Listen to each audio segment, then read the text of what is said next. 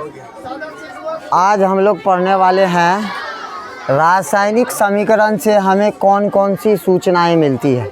आज हम लोग क्या जानने वाले हैं, रासायनिक समीकरण से हमें कौन कौन सी सूचनाएं मिलती है।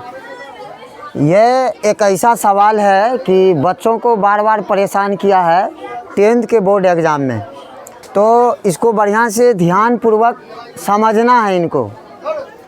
ठीक, हम एक इक्वेशन लिए हैं 2H2 + O2 अभिक्रिया करके 2H2O लिए हैं। यह एक बैलेंस इक्वेशन है, यानी ये एक संतुलित समीकरण है।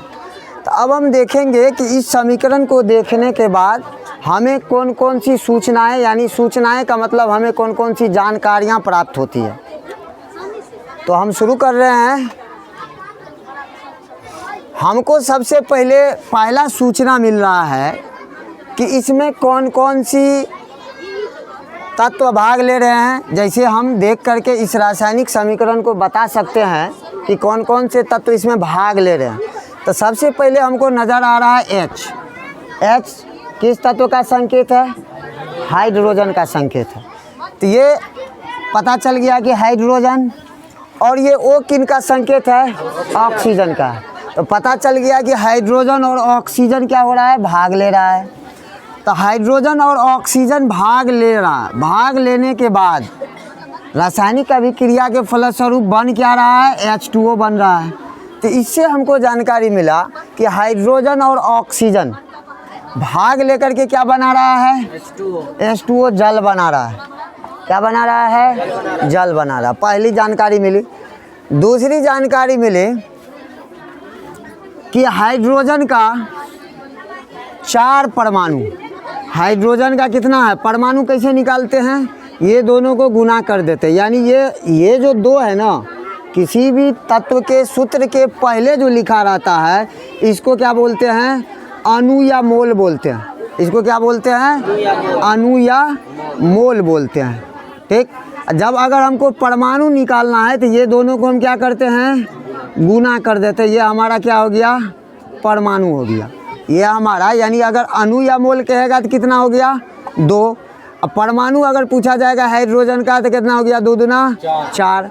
उसी तरह से यहाँ अगर अणु या मोल पूछेगा ऑक्सीजन का तो कितना है, 1 है। अगर परमाणु पूछेगा ऑक्सीजन का तो कितना हो गया, 2 हो गया। 1 गुना 2 करेंगे 2, 3 नहीं होगा।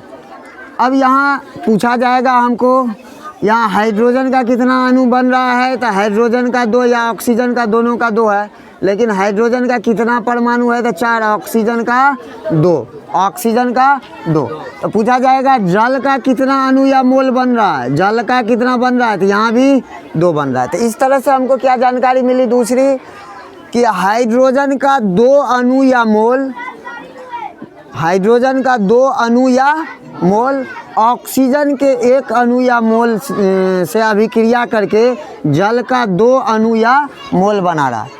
या इसी तरह से इसको हम बोल सकते हैं कि हाइड्रोजन का 4 परमाणु, ऑक्सीजन के 2 परमाणु मिल करके जल के 2 परमाणु बना रहे हैं।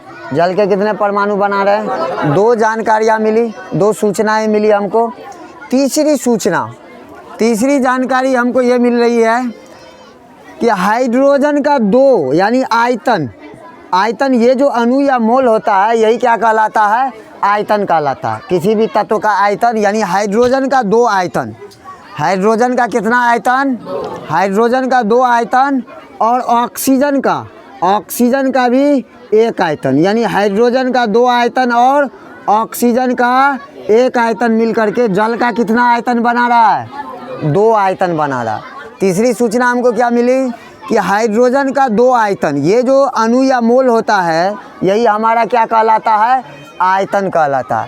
तो हाइड्रोजन का 2 आयतन, ऑक्सीजन के 1 आयतन मिल करके जल का कितने आयतन बना रहा है, 2 आयतन बना रहा है। चौथी जानकारी हमको ये मिली कि ये जो हमारा परमाणु है ये हमारा क्या कहलाता है, यही हमारा कहलाता है भार। ये अणु या मोल जो है यही क्या कहलाता है, क्या कहलाता है, आयतन कहलाता है। तो ये जो भार है हमारा, यानी हाइड्रोजन का भार यानी 4 ग्राम, यानी 2 दूना कितना हो गया, हाइड्रोजन का 4 ग्राम। ये ऑक्सीजन का परमाणु द्रव्यमान कितना होता है, 16 होता है। ऑक्सीजन का परमाणु द्रव्यमान कितना होता है, 16 ग्राम। लेकिन यहाँ पर कितने परमाणु है ऑक्सीजन का, 2 परमाणु है, तो 16 दूना कितना हो गया, 32 ग्राम हो गया।